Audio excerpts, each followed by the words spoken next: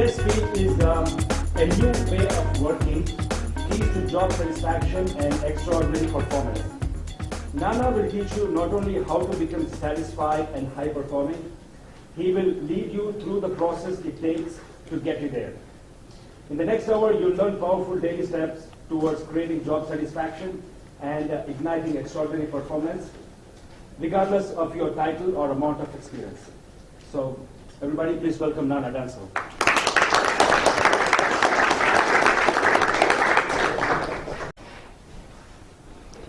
When your alarm clock rang this morning, did you jump right up or did you hit the snooze button? Who jumped right up?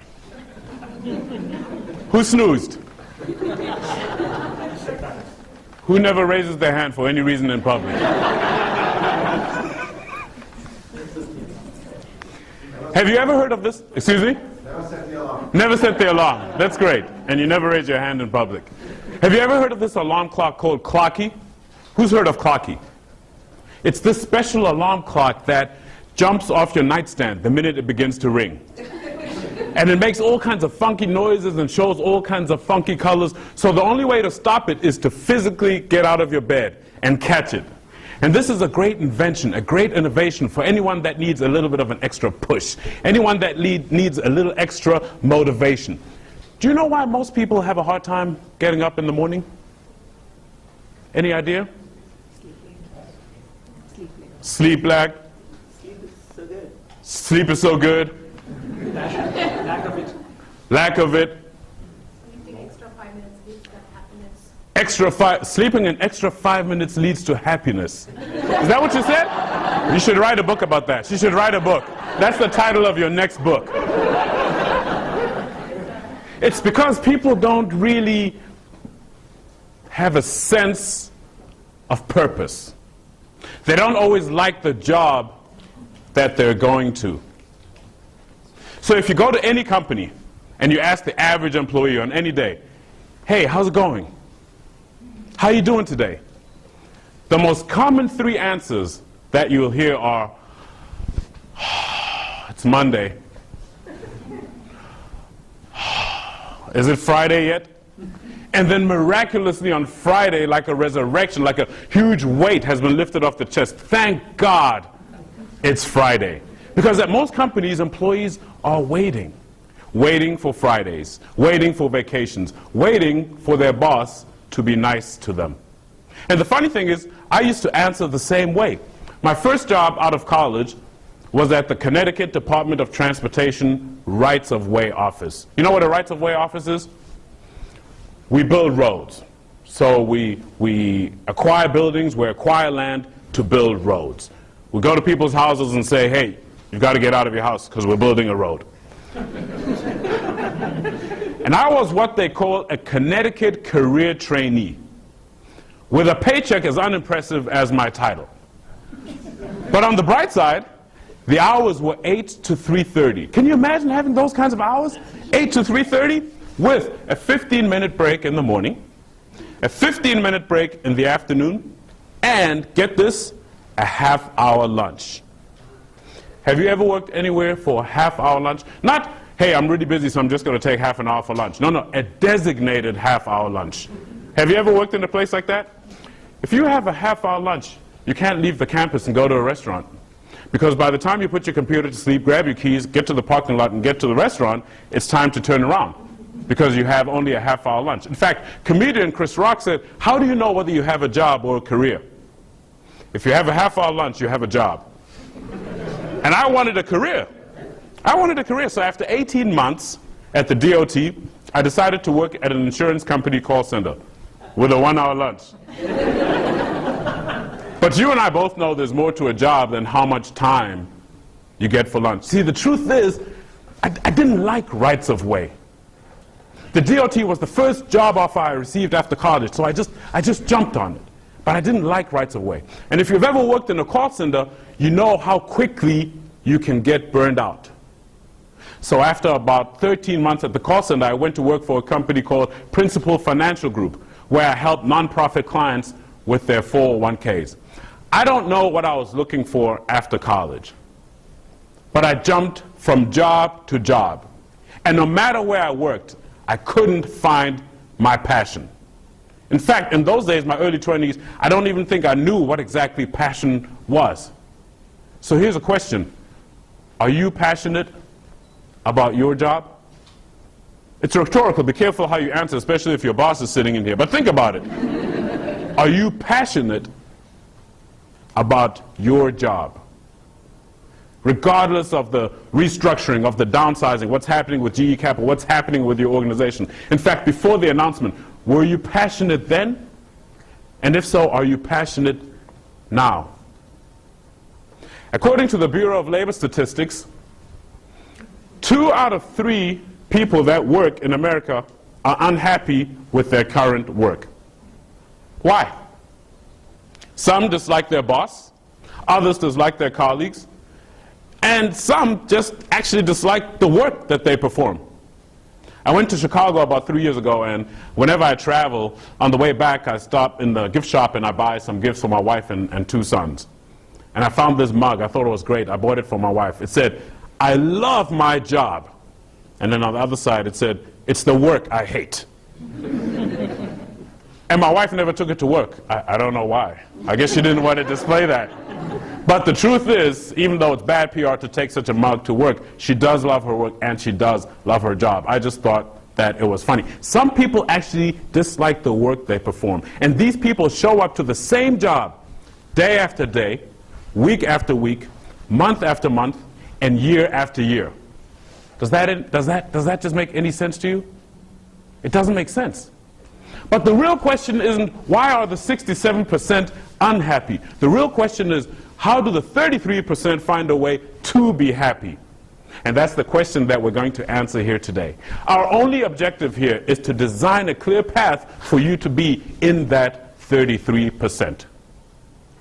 So today you will receive the keys to being fully engaged in your job every day, regardless of what's happening in the news, regardless of what announcement your leaders make. It's a win-win situation if you're fully engaged in your job every day, because there are certain things you can control, which we'll discuss today, and there are factors that you can control no matter which organization you work for. You'll also receive the keys to working more efficiently and effectively than you do right now, and the keys to appreciating your job regardless of your level or title. And these are the keys to a new way of working, the keys to job satisfaction and extraordinary performance. They're also the keys to mitigating Sunday night syndrome, SNS. You know what SNS is? It starts around, I'll give you a hint, it starts around between 2:30 and 3:30 every Sunday. And it's that awful, painful, pit in your stomach feeling of dread, just thinking about the approaching Monday. Have you ever had SNS? Oh, please. You probably had SNS 2 days ago, 3 days ago. Be honest. So we may not eliminate SNS, but we'll certainly minimize it. So these are the keys that we'll discuss today. So the question is, why are you here? Not why are you at this event today, but why are you here? Why are you working for this organization? Have you ever thought about that, wondered about that? Why am I here? And before you came here, maybe, why am I applying for this job? See, the why is the reason behind everything that you do. The why is what develops and forms your purpose. And it's a good question, because when you look at the results of any employee engagement survey, you'll find that the minority of employees are fully engaged in their work. Minority of employees are fully engaged in their work. And to be fully engaged in your work means that you go above and beyond the basic requirements because you have a sense of passion and a sense of purpose around what you are doing. And both companies that have fully engaged employees and companies that have, call it disengaged employees, have mission and vision statements. The mission statements, the mission of the organization, defines its core belief. What do we stand for? Who are we? The mission answers the question, who are we as a company? The vision is aspirational. Who do we want to be? We may not be there now, today, but that's exactly who we want to be next year, in 2 years, 5 years, 10 years from now. Call it the forecast, not the financial forecast, but the forecast of desire. Who do we want to be? Then the goals of the organization, any organization, could be GE, could be a church, could be a foundation, whatever it is. The goals of the organization are based on the mission. And then the success of that organization is based on those goals. So here are a couple of mission statements. I'll put up the mission, and you tell me which company it belongs to. So any guesses for this one?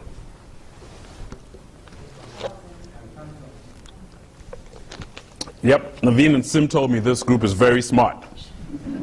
That is Amazon, and that's an easy one just for warm-up. I'll tell you, the next one, only 2 people have ever gotten it since I've been delivering this presentation, and I've been delivering it a long time.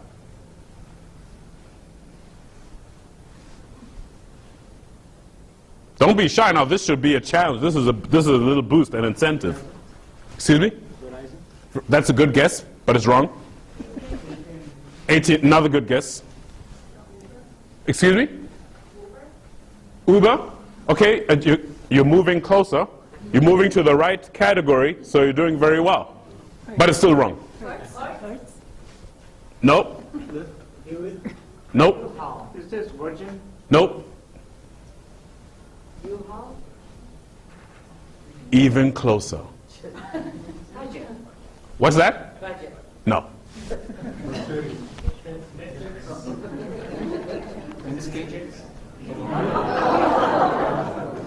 It's BMW. It's BMW. And then finally, we'll go back to the easy category now. Don't say McDonald's. Because people are always thinking of Happy Meals. Especially when I do this before lunch, because they're all hungry. McDonald's, McDonald's. No, you're right. Who said Disney? You said Disney? Fantastic. Fantastic. It's Disney. To make people happy. And I've been to Disneyland. I've been to Disney World. I just haven't been on a Disney cruise. You may have been on a Disney cruise. Everybody that works at Disney lives up to this mission. You can't, it doesn't matter what they're doing. They could be sweeping the sidewalk, handing out tickets, dancing in the parade. If you meet a Disney employee, that employee is living up to this mission. You automatically feel happy. You talked about the experiment when people walked through the doors and they adopted the attitudes of those that were behind there. When you go to Disney, if you're depressed, you'll automatically be lifted up. So if we go back to the DOT and to the insurance company and to Principal Financial Group, I was not happy. I was happy in my life. I was having a good time, but I wasn't happy at work. Not because I was miserable, but because I just wasn't totally fulfilled. I didn't know what I was looking for. So what does any disappointed, disengaged, disenfranchised employee do? You go to business school. I went to business school. Yeah, I took 2 years off. I studied finance, marketing, strategy, leadership, 2 years off. Not worried about work, the boss telling me what to do. I went to business school and I had a great time. Graduated in June 2005, and then I went to work at a pharmaceutical company, which is where I met Naveen, as you heard in the introduction. Worked in several departments, including market research. And when I was leaving market research to go to marketing, I sought advice from the market research executive director. And he said, Nana, let me tell you something. I used to run a large global marketing team in Germany. And people would come up to me and say, David, I don't want to do tactics. I don't want to do tactics. I don't want to build promotional pieces and flashcards and all that kind of nonsense. I want to do strategy. Strategy is my thing.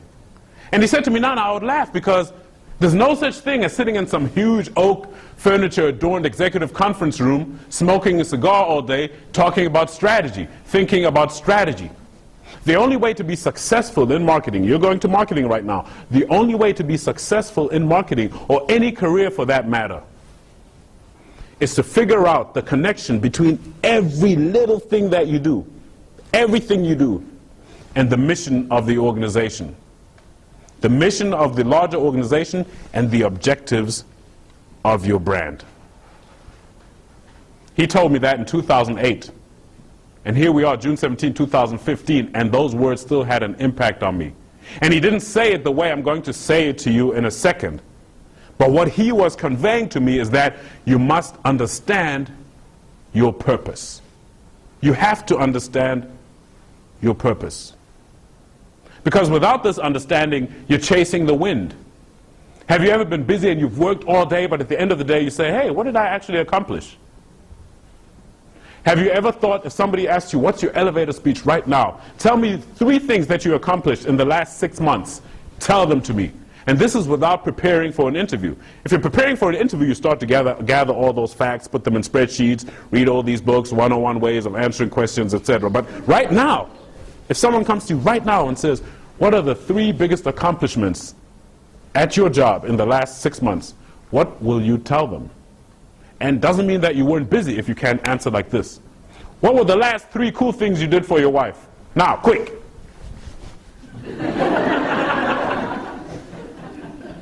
Right? That's how it goes, because we're not focused on understanding our purpose. So what is mission? What is your mission? This is the global overall mission that you may think about when you're crafting your individual department mission. Because I tell you, if you have a mission for your department, it's highly likely that it's connected to this mission. And if you have a mission for your APAF group, somehow, it's connected to this mission. So if it's growing the number of Asian employees, or for GE Asia, or the number of employees for GE Asia, period, it's connected to this mission. Because whatever you're doing in Asia, whatever you're doing in any country where you operate business, you're doing to build, to move, to power, and to cure the world.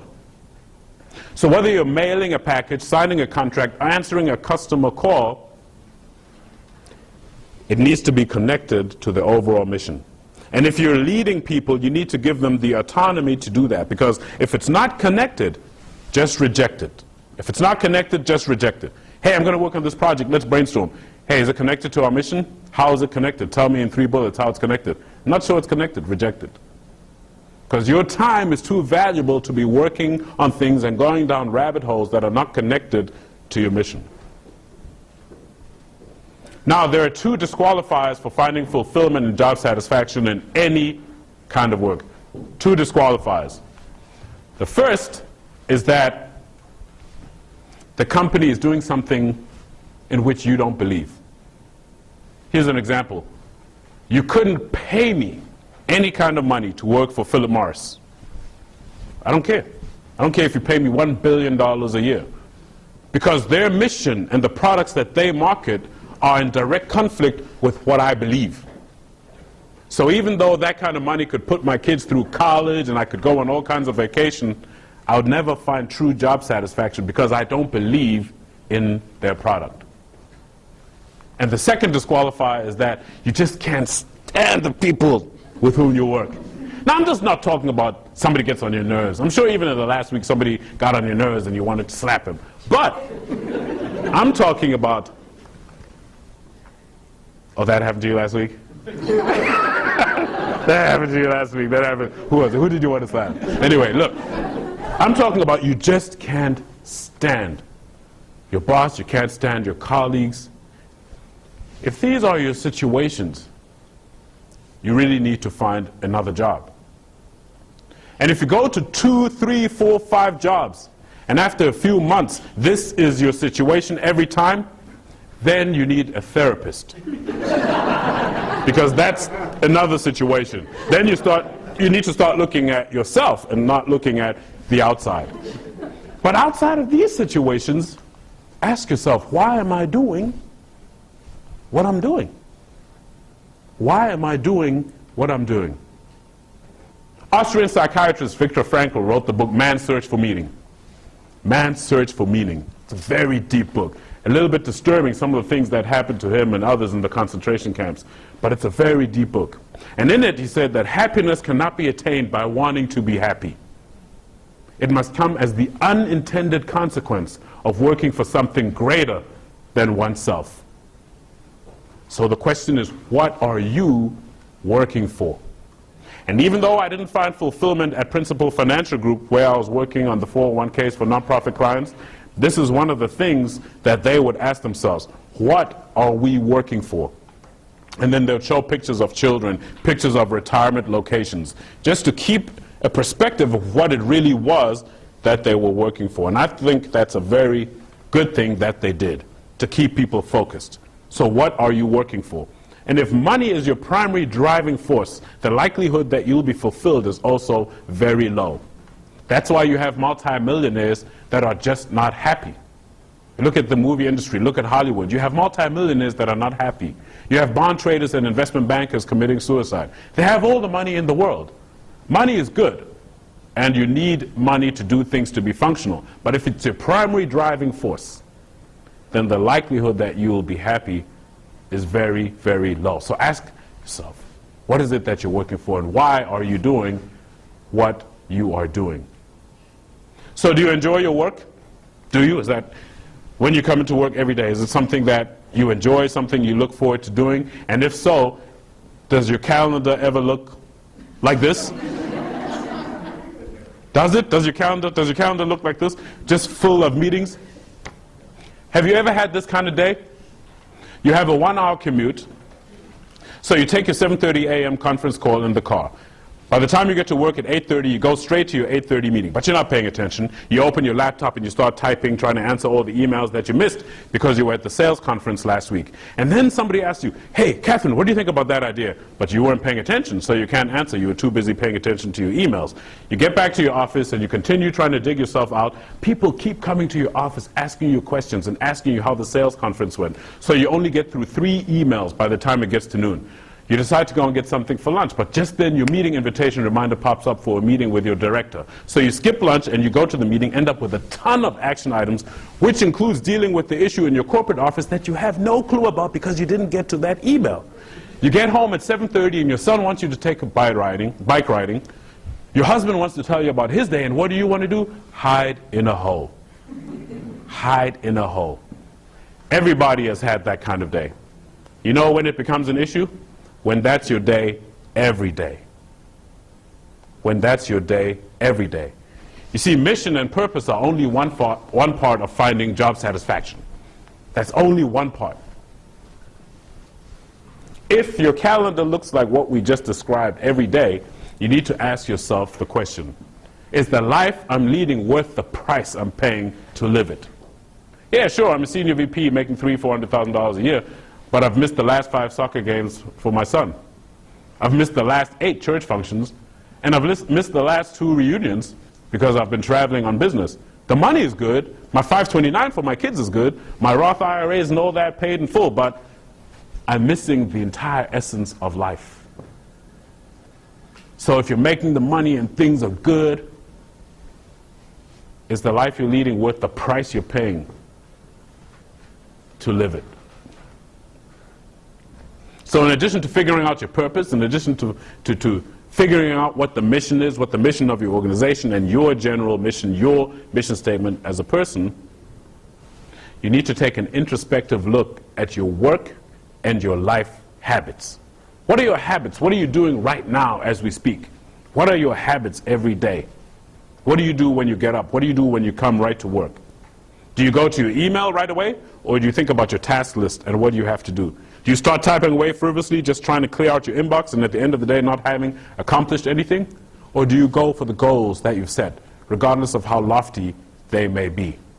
So my greatest time of self-examination when it came to my work, to my overall life, came in October 2012, when we took an all-day seminar called The Energy Project. The Energy Project.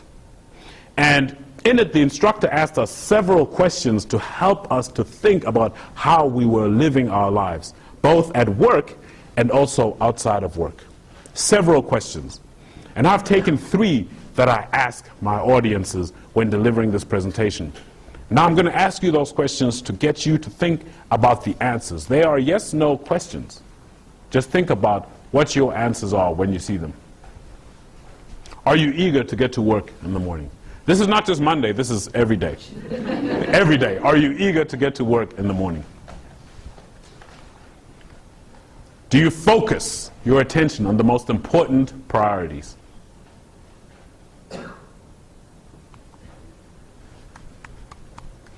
And are you as productive as you can be? If you answered no to any of these questions, do you think that maybe you're selling yourself short? Is it possible that just maybe you're selling yourself short? And if you lead people, if you have employees, direct reports, there's some questions that you can ask yourself as well. Do you give your employees room to be creative? Do you give them room to fail? Room to be innovative?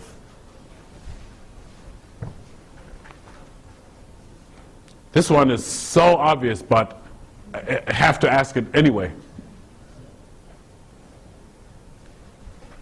Do you think your people perform better when they are happier and healthier? And finally, do you regularly invest in your people's health and happiness? What does it mean to give your employees room to fail? The best definition I ever heard for the acronym FAIL. If you have a piece of paper and you write FAIL vertically down that paper, F-A-I-L. The best definition that I ever heard for FAIL is your first attempt in learning. If you fail, you've experienced your first attempt in learning. In the 1960s, there was an executive at IBM, you may have heard this story, an executive at IBM who took big risks. Big risks, he had lofty goals, and he took one such risk and lost the company $10 million. That's in the 60s. So today, that's about just over $70 million. So Tom Watson, the CEO, called the employee, the executive, to his corporate headquarters office, and you can imagine how the executive felt. So he had his head hanging down, and he went into the office, and Watson asked him, "Hey, you know why I called you here today? You know why I called you here?" And the guy said, "Yeah, I mean, to fire me. Right? You fire people at my level in person. That's why you called me in here." And Watson said, "Fire you? Why would I fire you? I just spent $10 million educating you.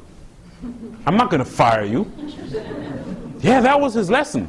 Because this guy took a risk and lost the company $10 million then. But whatever he learned from that would enable him to make 10, 20, 30, $40 million down the line. So if you're leading people, you're not telling them, "Hey, Naveen, go fail. Everybody, go fail. Lose $10 million. You lose 20, you lose 30, and see what you learn from that." No. Yeah, that's not the idea. The idea is that you're asking people to be creative and to be innovative. And if anybody takes risks and steps outside of their comfort zone, that person is going to make mistakes. Every successful person has made mistakes. Walt Disney made mistakes. Steve Jobs made mistakes. Tiger Woods made mistakes. Every successful person has made some kind of mistakes. Nothing ventured, nothing gained. So if you're a leader, give your people room to breathe. Give them room to reject things that are not connected to the mission. Give them room to fail and experience their first attempt in learning. Now, you didn't just look at a bunch of questions so you could feel uncomfortable about where you are. That's not the goal. We're looking at this so that you can improve, so that you can move forward, so that you can understand your current level of performance and your current level of thinking. So think about your answers to these questions, whether you're an individual contributor or whether you are a leader. So once you've thought about these questions and you want to change the way you do things, how should you go about that? If we know that we need to focus our attention on the most important things, and if as leaders we know that happier and healthier employees perform at a higher level, why is it that we don't simply exhibit behaviors that allow for those high levels of performance? Why? Because it's easier said than done. And all great performers make key behaviors automatic. So the one simple answer, not easy. Easy would imply that it takes little effort. little to no effort. The one simple answer for making key behaviors automatic and for exercising some kind of change is that you have to set rituals. You have to set rituals. What does that mean? Has anybody heard of beach body workouts? Tony Horton, Shaun T, etc. So years ago I started this P90X workout program with Tony Horton. You get some weights, you get the videos, you go to your basement and you work out. And I really became hooked. So I signed up for this live workout in Wallingford, and I worked out live with Tony Horton. So you get all these 200-300 people in this big arena, and you all work out. It's a crazy adrenaline rush. And when you're done with the workout, the celebrity trainer will actually talk with you and give you a motivational speech and ask questions. So he said, who's been working out 6 times a week consistently for the last year? And people raised their hands. And he said, that's good.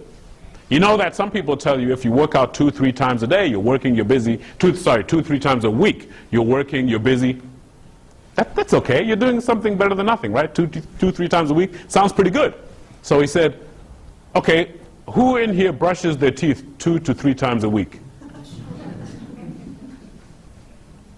Then nobody raised their hands, because brushing your teeth 2 to 3 times a day is just what you do. Nobody asks, you don't ask, you don't think about it, you just do it. It's part of your ritual. The way you back out of your driveway, that's part of your ritual. How you tie your shoes. Do you put the right one on, tie it, left one, tie it, you put both on and then tie both? That's just what you do. That's how your brain functions. The habits that you develop in life are governed by the basal ganglia of your brain. It lies just below the cerebral cortex. We are creatures of habit. And the same is true for good habits and for bad habits. So when we say set rituals, it means you develop certain habits that allow you to perform at a high level.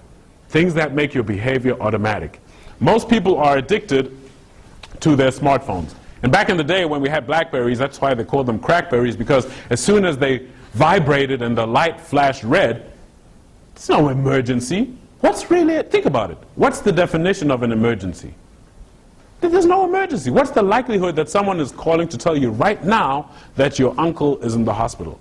It's very low. That's not the news. Everything else can wait. And even if someone calls you and tells you that your uncle is in the hospital, you're not helping the situation by scrambling and flying 120 miles down the highway, because then you'll be in the hospital too. So technically, there's no such thing as an emergency. So what are these rituals that I'm talking about? So we talked about the crackberry. So for me, what I did in the BlackBerry days is I just turned off the notification. Same thing for my Outlook. That little notification that pops up when you have an email, turn it off. You don't need it. Because you're working on something, and then you're like, oh, email from Naveen. What is he talking about? Oh, email from, oh, wow, okay. And before you know it, you're 20 minutes off track. Turn it off. You control when you look at your email. Your email doesn't control you. But it's so exciting to look at stock or to look at whatever it is. I turn it off. People come to me in the office. This one guy, he's one of those that's annoying. So he's this one guy, he comes to me and he says, hey, did you get my email? What are we going to do about that thing? About what? When did you send the email? I sent it like 7 minutes ago, 8 minutes ago. I didn't look at it. Why would I have looked at it? I'm working on something. And I told him, if you really need something, either call me, come see me, and we'll handle it like that. And I may not be able to get to it right away because I may actually be working on something else. And I'll get to it when so that's how I've trained the people that I work with. I am not responding to emails right away. Some people even say put an out of office with that notice saying, thank you for your email. My tendency is to respond to emails within 24 hours, guaranteed. But I will respond within 24 hours and may not get to it immediately. The only problem with that tactic is most people don't actually read the out of office. As soon as it comes up, you're like, ah, he's out. Let me go somewhere else. Because people just don't read out of office. But you control when you look at your email. Your email doesn't control you. With tasks, when you're working on a presentation, put it in your calendar just like you would a meeting. From 9 to 10:30, I'm working on this presentation. From 2 to 3, I'm going to send these particular emails. Everything to do on finance, I'm going to deal with it from 2 to 3. So that way your calendar is blocked and people can't just put things on top of it. Some people still do that. They'll just send you a meeting invitation regardless of whether or not you're available. Those are the annoying people. But still, block your time and work on tasks. Once you start to develop these rituals, you'll see that things are starting to become simple. You know exactly what you're doing, and you know exactly what you're accomplishing by the end of the day. And this one is important. Take a break every 90 minutes. This is called rest and renewal. Every key performer does it, whether it's an athlete, a violinist, whatever the case may be. Take a break every 90 minutes. Now, the break isn't a 90-minute break. Let's just be very clear. It's a 5 to 10-minute break every 90 minutes. So what we're going to do here is to take all the principles that you've heard in the past few minutes, talk to your neighbor for about 2-3 minutes about what you're going to start based on what you're doing today. What are you going to start? What are you going to stop? And what are you going to continue? What are you going to start, stop, and continue? 2 to 3 minutes, and then we'll debrief. Go.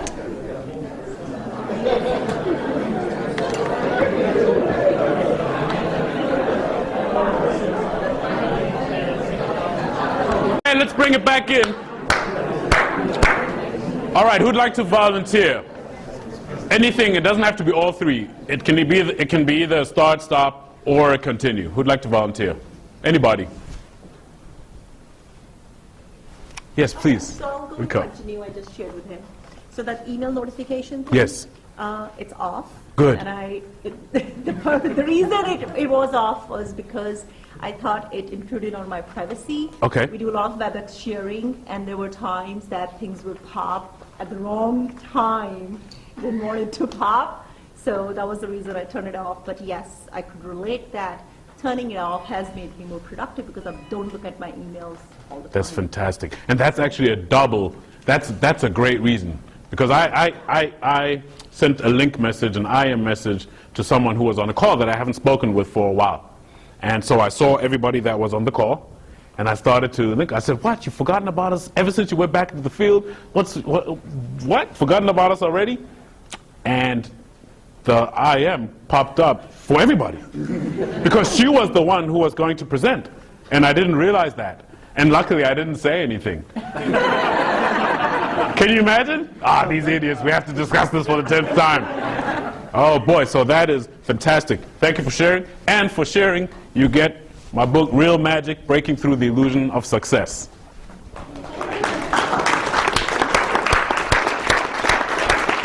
Now, at this moment, everyone's hand starts to shoot up. All right, let's take a few more. Let's take, well, I only actually have 2 books, so your incentive is to go now, and then afterward, just make a genuine desire to share. I want to share something about continuing. I was sharing with her. Yes, please. Like, normally, we are so busy. When your day starts, you said 8:30, you look at your Right. email and everything. But I always find an opportunity or look into my calendar, take like 30 minutes off during the afternoons, like between 12 and 1. Like G has given an advantage, like an opportunity to go to the gym and do a workout. Okay. So I do a workout like 30 minutes, get refreshed, come back to my desk. I feel like I'm more productive. That's great. Sitting away from my desk for 30, 40 minutes, coming back and doing my stuff. That's great. Fantastic. Not every day, like at least 3 days a week. 3 days a week? Do you brush your teeth 3 days a week? Thank you. What's your name? Bala. Bala. Okay, thank you. And you'll get a copy as well. Real Magic, Breaking Through the Illusion of Success. Let's give her a round of applause to Bala for sharing. Okay, maybe one more. Yeah, I actually wanted to continue sharing the same experience, very similar thing, but in my case it permeated. I practice at 40 minutes slot at lunch. We have great group classes in our building over here in Fairfield with a combination of, whatever you could pick and choose. So I started blocking my lunch hour and people started like double booking me. So I made it a conscious habit unless the meeting was not very critical. I would rather go and invest that 40 minutes to work out, to recharge myself. And having had that discipline over a couple of years, people now know they would not book me in that slot. Okay. And that went even beyond work, that I started getting invitation from people. I live in Stanford. There's like a group where people were into fitness and they kind of invited me to be a part of the group because I was motivated and I was totally on my own. So I now average, I used to average 5 times a week to 6 to 7 a week. So Oh, that's beautiful. it went beyond work into, extending a network of people and how people come and they get attracted towards you. That's fabulous. Thank you so much for sharing. And since those were both about working out, maybe we'll do one more and then we'll continue. Yes, please share with us. I don't want a book, but if I can get a refrigerator, it's better. What's that? No, I'm just kidding. Oh, you're just kidding? No, one thing that I will stop doing is that I have a tendency of I want to please other people. I want to serve other people real quick.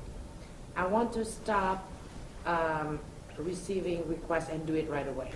I will take a look at the request or email, and I will step back and I will question, I will maybe push back, asking the purpose of the request or email.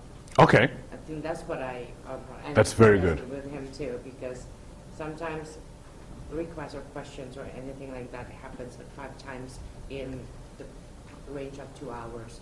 Sometimes it can be overwhelming. And then you get totally off track. And what you're saying is a fantastic time management tool. It can wait. What people are sending can wait. And they actually say that if you are known as someone who responds to emails right away, it can be a bad thing because you're training people to expect the response immediately. So, take this however you will, they say even if you have the time and capacity to answer right away, just give it 24 hours anyway. To train people, just give it 24 hours, you know.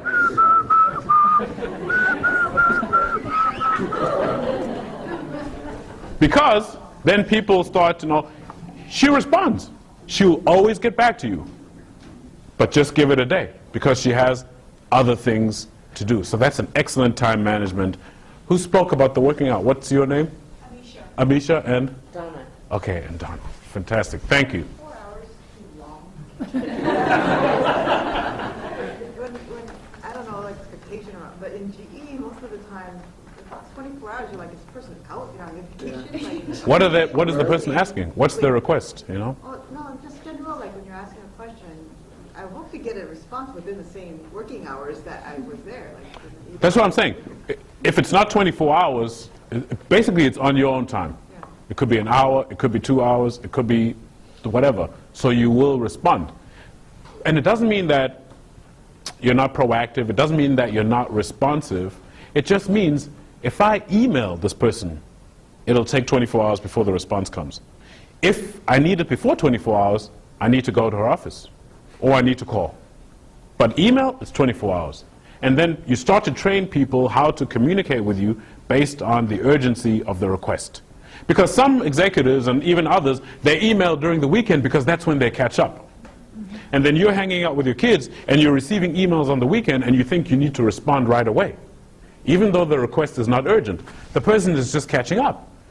I have insomnia, the person may say, so 2, 3 in the morning is when I'm just catching up. Then your phone is buzzing and you're like, oh my God, this person is so rude, I have to answer the email. No, that's on you. And if you're not sure, ask the person, hey, when you're working, when you send emails during the weekend, are you expecting a response or is that just when you like to catch up? And the person may say, no, I'm expecting a response. And someone else may say, no, I'm just catching up. Just respond on Monday when you're ready. And then the other thing is you've had your SNS, you come on Monday and you have all these emails waiting for you.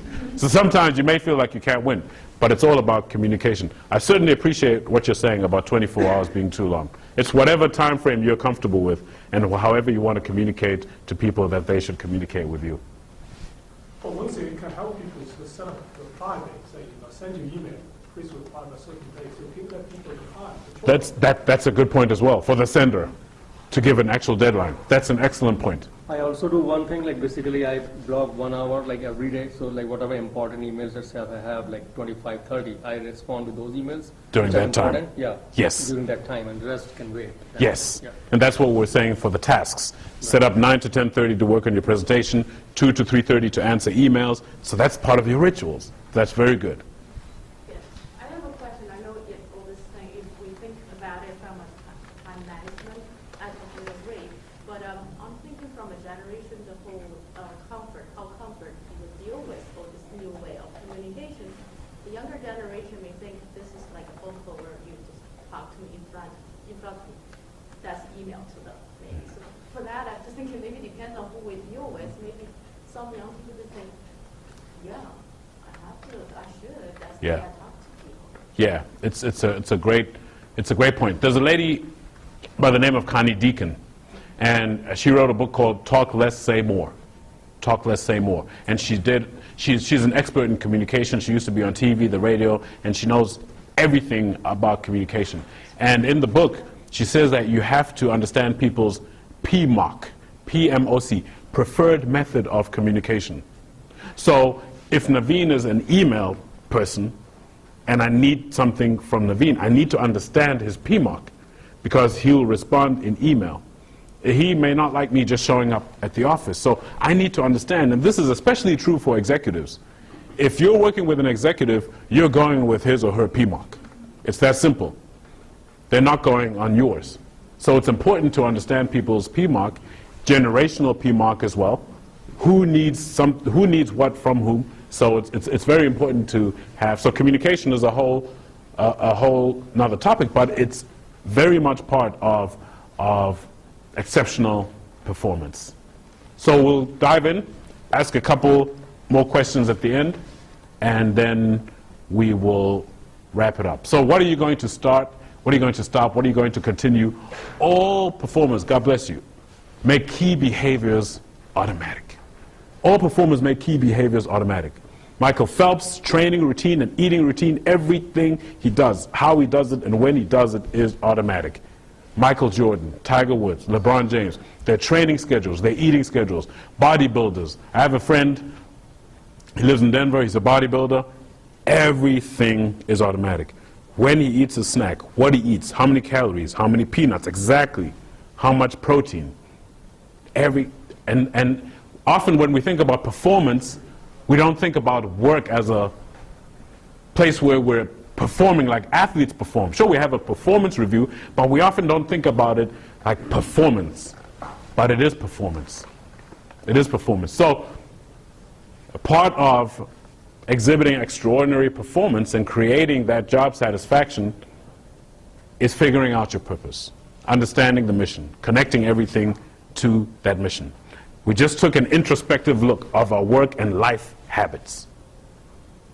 The last step is something that is essential to having high performance regardless of your industry, and that is you must be remarkable. Because as Seth Godin said in his book Purple Cow, you're either remarkable or invisible. And he was talking about marketing products, marketing strategies for products, but you in some way are a product. You're a brand. And if you're not remarkable, you're invisible.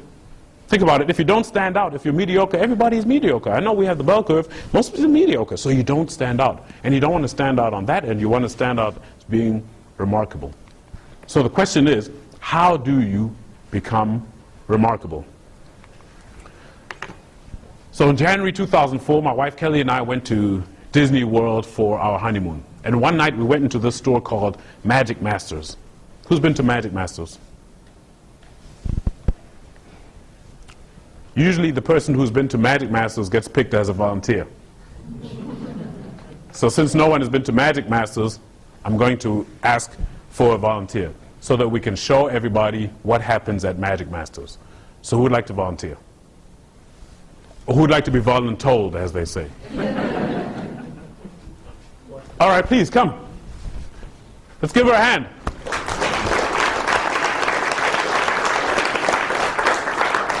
Keep clapping until she gets to the front.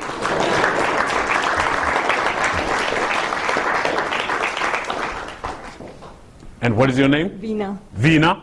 Everybody knows Veena. Okay, we're going to show these guys what happens at Magic Masters. Okay, let me just borrow your earrings.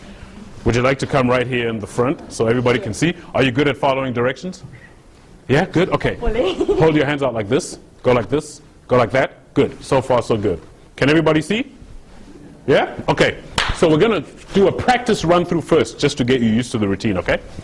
So I'm going to take this ball and I'll put it in my hand like this. Then I'll take the other ball and squeeze it. When I squeeze it, close it tight in your left hand and turn it over so I can't get it away. That's all you have to do. Okay? Now that was practice. You think you'll be able to do it again? Yeah. Yes. Okay, good. So I'm going to take this ball, and I'll put it in my hand like this. Then I'll take the other ball and squeeze it, close it tight in your left hand, turn it over so I can't get it away. Excellent. Do you think I'll be able to get a ball? She's holding it tight, right? Do you think I'll be able to get a ball? Yes. Yes? She's holding it tight. Let's have some faith, Vina. Do you think she'll be able to get mine? No. Thank you. But here's the secret. If I just wave like this, my ball disappears. That's part one. For part two, turn your hand over. Open it.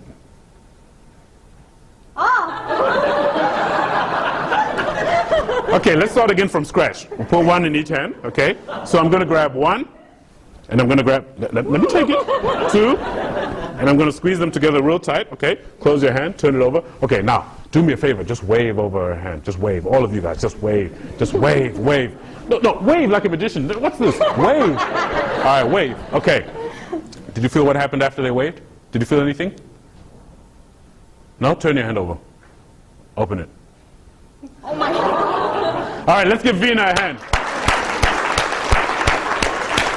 Thank you. Thank you very much. So at Magic Masters, a magician performs tricks similar to that, and then something very interesting happens. He sells the secrets. So you may see a sponge ball trick, a card trick, a coin and bottle, and you say, you know what? I want to buy the secret. So that night I was overwhelmed by all the magic in the store. I wanted to buy every secret to every trick. And my wife said, calm down.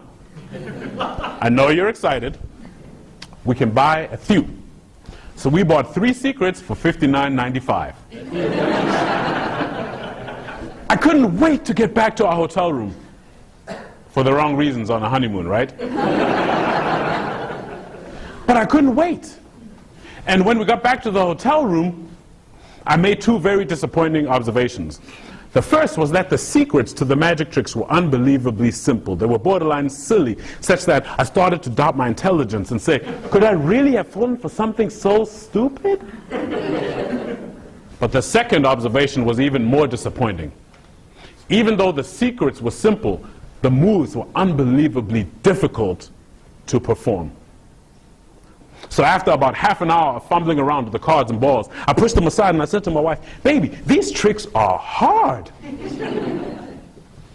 And she looked at me with her big brown encouraging eyes and said, as only a wife can say, we paid $60 for those stupid tricks.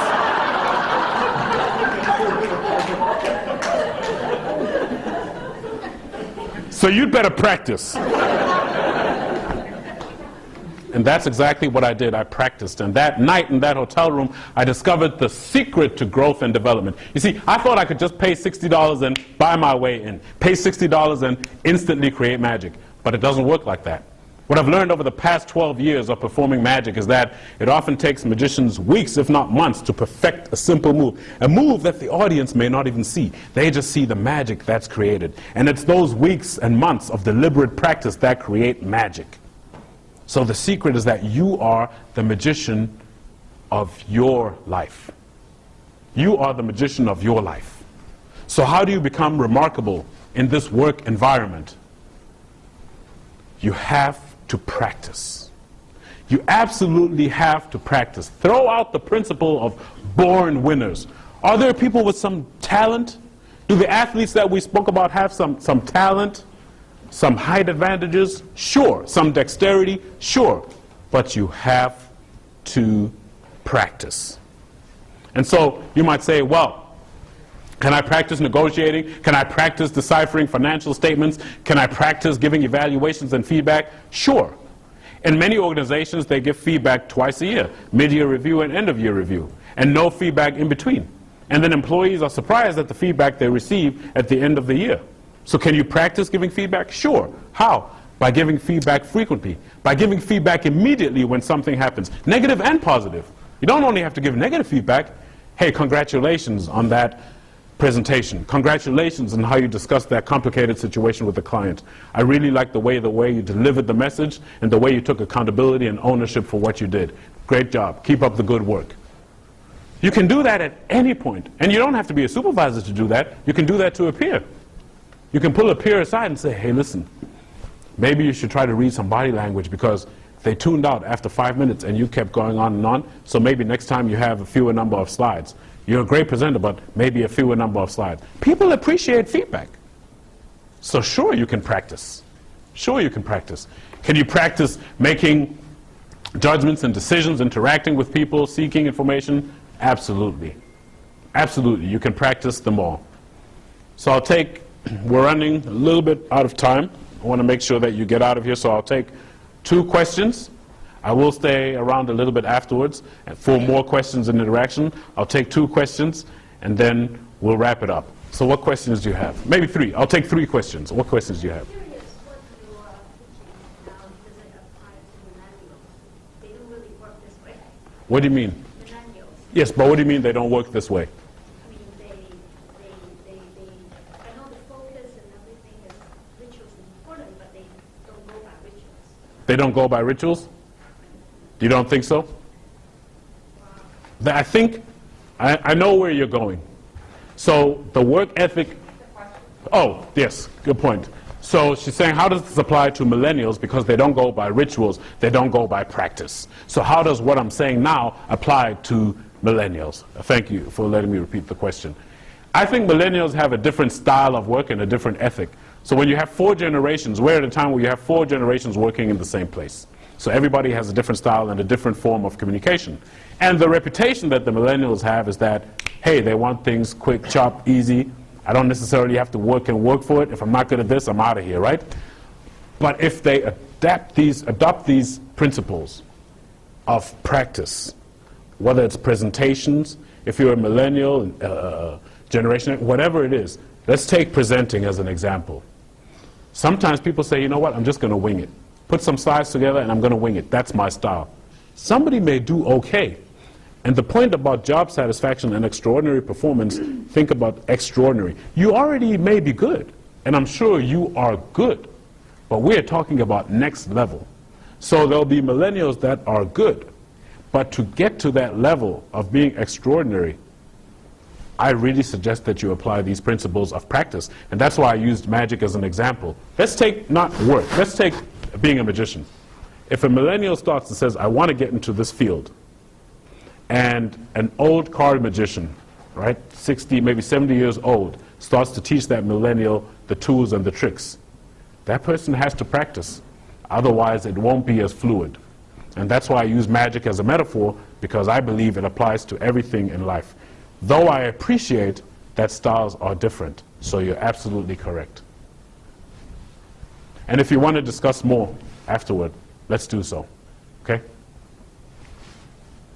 Yes, sir. Question about apps. There are too many apps, and apps for everything, and damn if you use it, damn if you don't. So how do you sort of try to filter, what's a good one, what's an official one, or you just become a prisoner of all these little toys, So apps, you're talking about, so he's saying there's an app for everything. And you're talking about literally apps, like apps on the phone? Yes. And how do you filter between good apps and bad apps, or do you just become a prisoner to everything? That's the question, right? There's an app for that. You knew that was coming. You knew that was coming. That's a difficult one. It depends on what it is that you want to do and what you're looking for.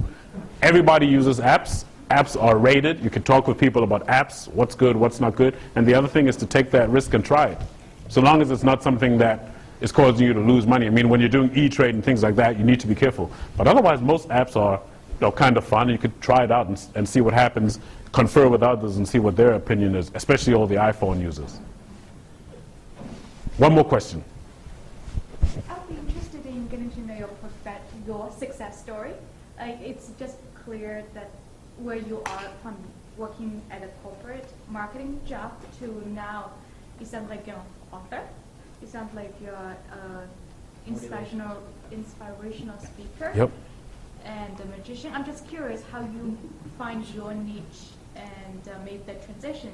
While you were having your corporate job, you was doing side gigs, so stuff like that. Yeah. Make that happen. Yeah. So as Naveen said, we started in Toastmasters, and I would give 5 to 7 minute speeches, and we did competitive speaking, and people would say, wow, we really enjoy your message. All the messages that you give we enjoy them. And that some would say you should be a motivational professional speaker. We want to hear messages that are longer than 5 minutes. So in 2011, I went to Germany for 6 months. It was the first time in 4 years that I couldn't compete in Toastmasters. And I started to write my books, because I started to write this book because I went to Germany without my family. So I started to write the book about magic. I'd been doing magic for a while. I started writing the book about magic and how it applies to life. And when I came back, I started my speaking business by just recording my speeches, posting them on Facebook, and inspiring people to do whatever it is that they want. So I still work at my corporate job, and then when I have an opportunity to speak like this, to speak to people that are eager and hungry to learn about extraordinary performance, to learn about living a magic life, I do it. And then on weekends, I work with Dave, who's videoing at the back. He's my marketing manager and good buddy, Toastmaster as well. We do seminars such as Believe and Achieve. How do you want to become entrepreneurial and live your magic life? What does that mean to you? So this corporate presentation I do for a corporate audience. Because when you go to many corporate audiences and start saying, how do you chase your dream and how do you live your magic life? They all say, that's it, I'm quitting, I'm out of here. And nobody will hire you for that message, because then everybody quits and nobody wants that. So I have the Believe and Achieve message. I have the Believe and Achieve and Live Your Magic Life message. Same kinds of principles, and then the corporate message which is geared toward performance. So that's it in a nutshell, and I'm happy to talk more afterwards because it is a long story. So the bottom line is that you can go to numerous seminars, listen to all the speakers about this topic, but if you don't take action, you will never be successful. Your success is not determined by what you know. Your success is absolutely not determined by what you know. Your success is determined by what you do. So you can continue waiting for Fridays, waiting for vacations, waiting for your boss to be nice to you, or as the magician of your life, you can decide to take action and actually take action. So to create job satisfaction and extraordinary performance, figure out your purpose. Understand the mission. What is it that you're doing? Is it connected to that mission? What are you going to start? What are you going to stop? What are you going to continue? Not everyone had a chance to share that, but you know what it is, even if you didn't write it down. Although I suggest writing it down, you know what it is. Make sure you stick to that. Make sure you stick to your start, stop, and continue. And then write this down. It's www.avenoo.com. AVANOO.com. www.avanoo.com. And I'll also send it out to Naveen to distribute to the group.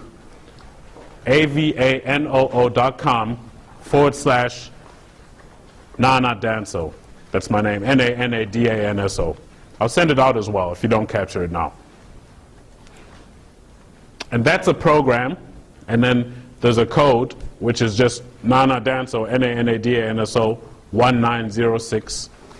It's a 30-day program that you can listen to every day that expands on the topics that we discussed today. It has an anecdote, a powerful message, an action item, and it'll get you to set your own ritual of listening to something 2 to 3 minutes only every day, and developing your own set of rituals by listening to stories of how they do it at Nordstrom, at Southwest, at Ritz-Carlton, in other countries, internationally. I'll send out the information so you have it through Naveen and through Sim.